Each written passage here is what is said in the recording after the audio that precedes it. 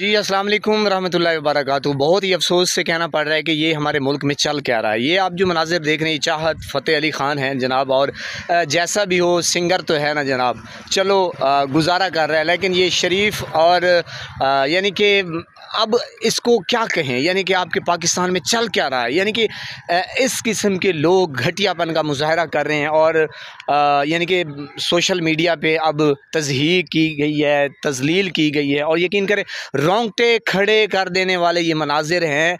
और ये कहा जा रहा है कि जनाब ये पुरानी है, ये फ़ेक है, फ़लाना है, ढिमकाना है। यानी कि आप अंदाज़ा लगाएं बेगैरती की बेइंतहा हो गई है। और हमारे यानी कि ये क्या अब बंदा अब कहे कि ये चल क्या रहा है यार, कि पाकिस्तान में अब ये हो क्या रहा है। ये ट्रेंड चल गया है और ये सोशल मीडिया पे ज़्यादा वायरल है, और ये बड़ी ख़बर के तौर पर ये शाया की गई है। और ये दिखाया जा रहा है, ये दिखाया जा रहा है कि पहले हमने अलीमा ख़ान को मारा, अब ये यानी कि इस तरह की तज़लील कर रहे हैं लोग, तज़हीक कर रहे हैं।